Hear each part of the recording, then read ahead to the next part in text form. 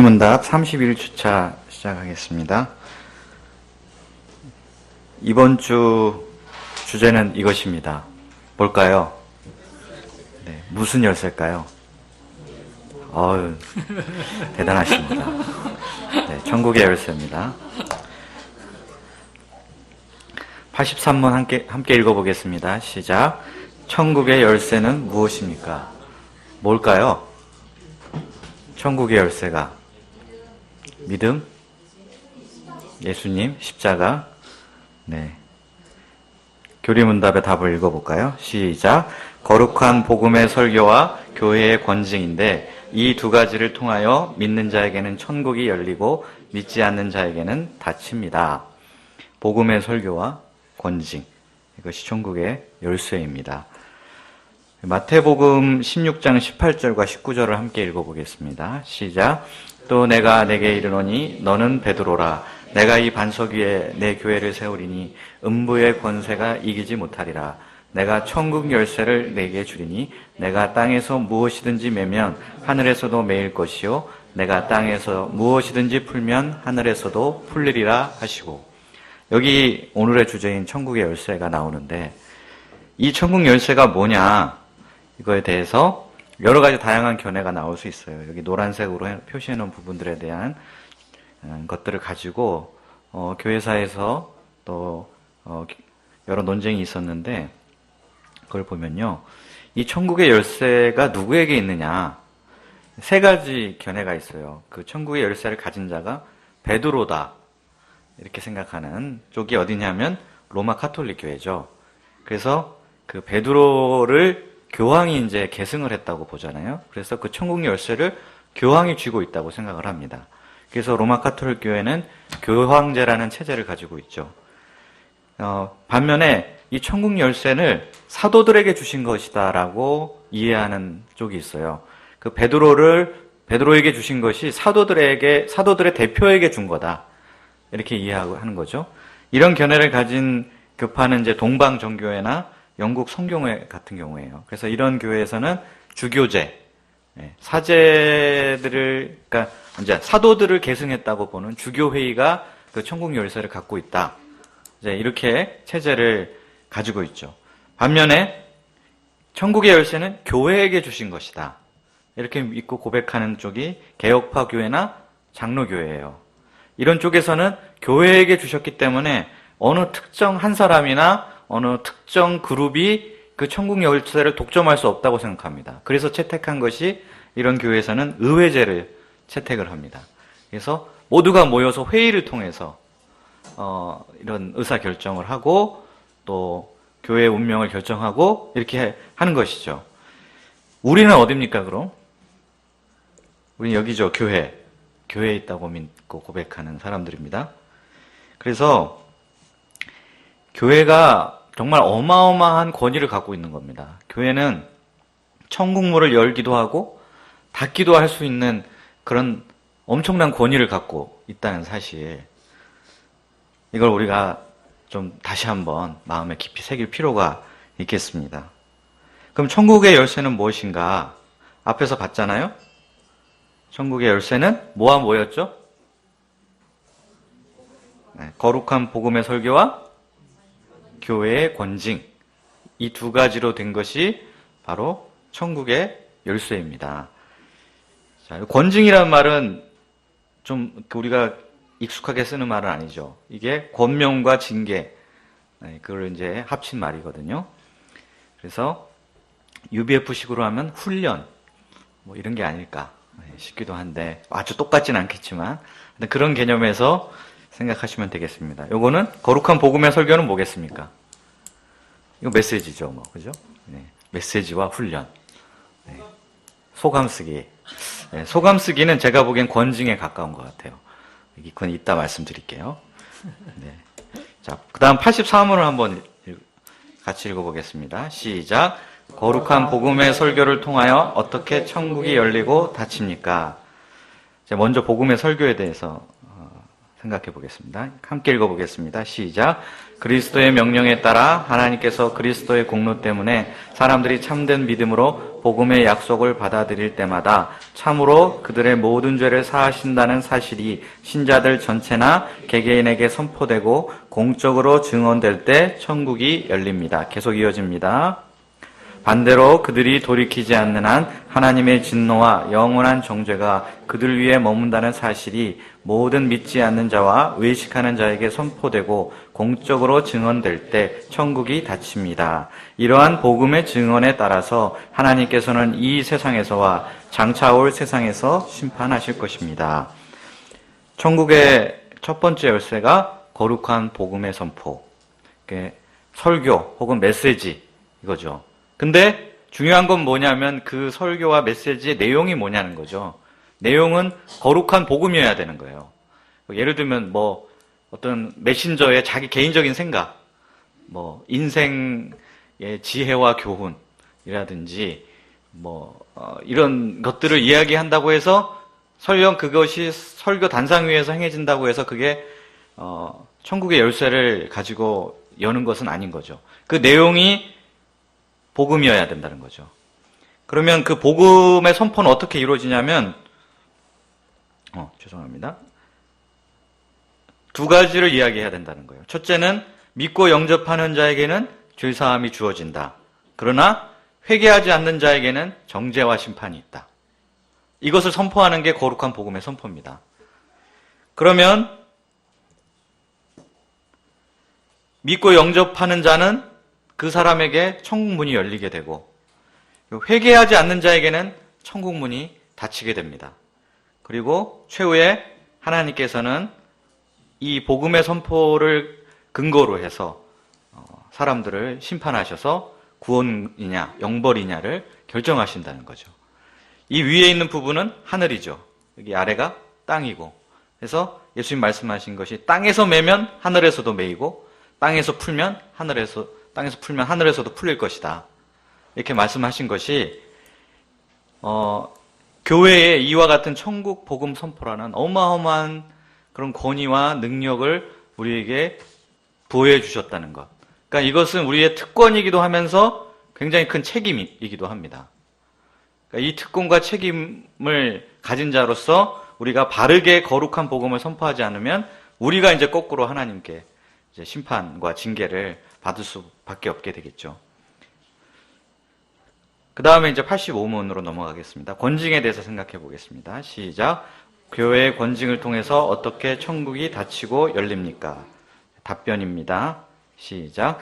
그리스도의 명령을 따서 그리스도인의 이름을 가진 자가 교리나 생활에서 그리스도인답지 않을 경우 먼저 형제로서 거듭 권고할 것입니다. 그렇지만 자신의 오류나 악행에서 돌이키기를 거부한다면 그 사실을 교회 곧 치리회에 보고해야 합니다.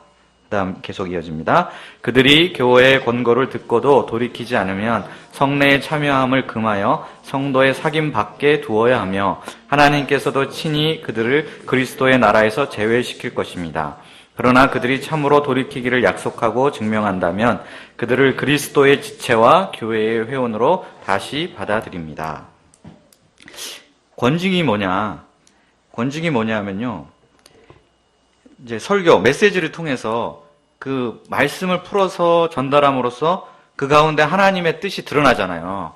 그러면 이걸로 끝나면 안 된다는 거예요. 이걸로 끝나면 어떻게 하겠습니까? 사람들이 그냥 한쪽 귀로 듣고 한쪽 귀로 흘러버리겠죠. 아, 하나님 뜻이 그렇군요. 좋은 말씀 잘 들었습니다 하고 그러고 그냥 끝나는 거예요. 그러면 안 되고 어떻게 해야 되냐면 하나님의 그 뜻과 일치된 삶을 사는지를 생활 속에서 삶 속에서 검증을 해야 되는 거죠. 그래서 검증을 해서 하나님의 뜻과 어긋난 부분이 있으면 그렇게 살면 안 됩니다. 지금 삶에서 돌이키셔야 됩니다 라고 권면을 해줘야 되는 거고, 혹시 말씀대로 살고 있다면 어떻게 해야 되겠습니까? 그러면은 격려를 해줘야 되겠죠. 칭찬을 해주고, 그래서 더 그렇게 열심을 낼 수 있도록 북돋아줘야 되고요. 이게 권징입니다. 그러니까 이렇게 하는 것이. 그래서 이 관계를 살펴보면 뭐와 비슷하냐면, 우리 구약에 보면 율법이 있잖아요. 율법에 하나님의 뜻이 나타나 있잖아요. 그럼 이걸로 성경이 끝나도 돼요. 근데 역사서, 선지서가 다 구약에서는 선지서에 사실 넓게 보면 포함이 되거든요. 왜 선지서가 있냐? 그 율법을 받은 이스라엘 백성들이 과연 그 율법에 나타난 하나님의 뜻대로 살았느냐, 살지 못하느냐를 검증을 하는 거죠. 검증을 해봤더니 그대로 살지 못하는 부분들이 나타났잖아요. 그래서 선지자들이 그 부분에 대해서 이스라엘 백성들이요, 그렇게 살면 안 됩니다. 하나님께 돌이키십시오. 말씀대로 사셔야 됩니다. 이 부분은 잘못됐습니다. 라고 이렇게 책망하고 권면한 게 바로 선지서가 되는 거죠. 그래서 성경 자체가 이런 구조로 되어 있다는 거죠. 설교가 이루어지는 현장은 예배 현장입니다. 그러나 그걸로 결코 이 말씀의 사역이 끝나는 게 아니고 그것이 결국 우리의 일상생활, 삶의 현장 속으로 들어와서 예배에서 들은 그 말씀대로 우리가 살고 있느냐. 이것을 검증을 해야 됩니다. 그래서 아까 이제 소감 얘기했는데 우리가 이 소감에서 이런 일들을 하고 있는 거 아닐까요? 들은 말씀을 다시 한번 새기면서 나의 삶 속에서 그 말씀대로 살고 있는가? 그 말씀을 어느 부분에 어떻게 적용해야 될까? 이 부분들을 고민하고 기도하고 회개하고 이렇게 하잖아요. 그래서 저는 소감을 셀프 권징이다. 이렇게 정의할 수 있지 않을까? 셀프 권징을 잘하면 권징까지 갈 필요도 없는 거죠. 근데 셀프 권징을 이제 잘 못하면 이제 진짜 권징을 받아야만 하는 그런 상황이 올 수도 있을 것 같습니다. 그럼 권징이 필요할 때가 언젠가? 첫째 보면 여기 그 교리문답에 보면 그리스도의 이름을 가진 사람이라고 돼 있어요. 이게 무슨 말일까요? 이게 그러니까 그리스도의 이름을 가진 사람이란 말은 이 사람이 참 그리스도인인지 아닌지를 모르는 거예요. 일단 그렇잖아요. 겉으로 본 모습을 보면 그 사람이 진짜 믿음이 있는지 아닌지 알 수 없잖아요. 적어도 그러니까 그리스도인이라고 불리는 사람, 그런 사람을 대상으로 한다는 겁니다. 이 중에는 진짜도 있고 가짜도 있을 수 있어요. 두 가지를 살펴봐야 돼요. 교리나 생활면에서. 그러니까 우리가 생활면에서 말씀대로 사는가도 봐야 되지만 또 하나는 그 사람 생각, 하나님에 대해서 가진 생각, 예수님에 대해서 가진 생각이 바른 생각을 갖고 있느냐, 바른 교리를 갖고 있느냐. 나는 뭐 삼위일체를 부정한다. 삶은 똑바로 사는데 그거 안 되잖아요. 그런 부분을 다 이제 점검을 해야 된다는 거죠. 그런데 그 교리와 생활면에서 그리스도인답지 않은 부분, 그리스도인답지 않은 경우가 있을 때, 이때가 바로 권징이 필요한 시점입니다. 근데 이 권징은 단계가 있습니다. 그냥 막무가내로 하는 게 아니고 세 단계가 있는데, 첫 번째는 개인적인 권고를 합니다. 1대1로. 형제여, 그렇게 살면 안 됩니다. 이렇게 조용히 아무도 모르게 그 사람과 만나서 개인적으로 이야기를 하는 거죠. 그래서 듣고 고치면 끝이에요. 더 이상 나갈 필요가 없죠. 근데 안 들어요. 그러면 어떻게 하냐면 교회에 보고를 해야 됩니다. 공동체에 보고를 해요. 그러면 공동체의 이름으로 권고를 합니다. 그 다음에 공식적으로 이제 그 죄를 드러내고 거기서 돌이키도록 요구를 하는 거죠. 만약에 이제 또 거기서 돌이키면 다시 형제로 받아주면 되죠. 근데 안 듣는다. 그럼 어떻게 해야 될까요? 그럼 징계에 들어가야 됩니다. 징계는 수찬 금지, 그러니까 성찬에 참여하지 못하도록 하거나 교제 금지, 이런 방식을 통해서 징계를 이제 하는 거죠. 이 징계를 하는 목적은 좀 이따 또 나오겠지만 그렇게 해서 깨닫도록 하기 위한 거죠. 내가 하나님 나라에서 제외된다는 것이 뭔가를 간접적으로라도 체험하게 해서 빨리 돌이키도록 하기 위해서 이렇게 하는 것입니다. 그래서 권징의 목적을 생각해 봐야 되는데, 첫째로 사랑이 동기가 되는 것입니다. 이게 뭐 그 사람 미워서 그 사람을 어떻게 너무 보기 싫어서 권징하는 게 아니라 그 사람을 회복시켜주기 위해서, 말씀 앞으로 돌이키도록 하기 위해서 사랑이 동기가 돼서 권징을 하는 것이고요. 절대 처벌이 아닙니다. 뭐 잘못했으니까 너 여기에 합당한 벌을 받아야 돼. 그런 의미로 주는 것이 아니라는 거죠. 그럼 뭐냐 하면 회개시키기 위해서 하는 것입니다. 근데 오늘날 이제 교회가 왜 거룩함을 점점 상실해 가는가, 또 혹은 상실해 왔느냐 하는 이 문제에 있어서 큰 문제가 여기에 걸려 있거든요. 어느 교회든지 말씀 선포하지 않는 교회는 없어요. 그죠? 다 설교와 메시지가 있잖아요. 그리고 성례도 합니다. 세례도 주고 성찬도 하고 자주 하든 드문드문 하든 어쨌든 해요. 근데 현대 교회에서 가장 약화된, 아니 사실상 거의 없다시피 한 부분이 뭐냐면 권징이에요. 왜 이렇게 됐느냐 하면, 만약에 한 교회에 다니는 성도가 그 교회에서 말씀대로 살질 않아요. 개인적으로 얘기도 안 듣고 공동체 이름으로 안 들어서 징계를 했어요. 그럼 어떡할까요, 그 사람이? 딴 교회 가죠.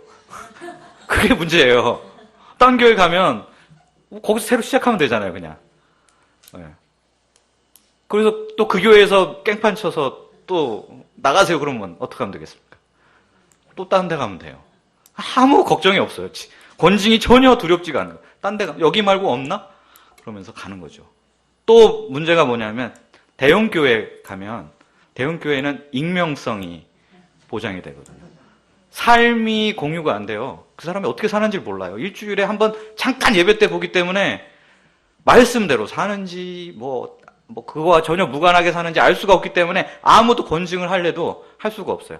삶을 알지 못하기 때문에. 그래서 사람들이 다 대형교회의 익명성 안으로 숨어들든지, 아니면 그냥 여차하면 교적을 바꿔버리든지, 이런 방법으로 권징을 요리조리 다 피해 다니고 있기 때문에 사실상 권징이 사라졌습니다. 그러다 보니까 이 성례, 말씀 선포, 권징 세 가지가 교회의 3대 표지거든요. 근데 산바리에 다리 한 짝이 없는 거나 마찬가지. 그럼 어떻게 됩니까? 무너지는 거잖아요. 저는 우리 모임이 너무 감사한 게, 우리는 훈련, 소감, 이런 것 때문에 힘들잖아요, 솔직히. 좀 부담스럽고. 근데 이게 있기 때문에 우리가 거룩함을 지킬 수 있는 거 아닐까요? 훈련도 없고, 소감도 안 쓰고, 죄되게 살아도 목자님이 아무 말도 안 하고 잘 살고 있어, 그래. 아무 말 안 할게. 그냥 나오기만 해. 이렇게 한다면 우리가 어떻게 교회의 거룩함을 지켜갈 수 있겠습니까? 그래서 좀 힘들더라도 이렇게 훈련받고 소감 쓰고 때론 책망도 듣고 하는 이런 공동체에 있다는 게 너무나 감사합니다. 네, 제가 기도하고 마치겠습니다.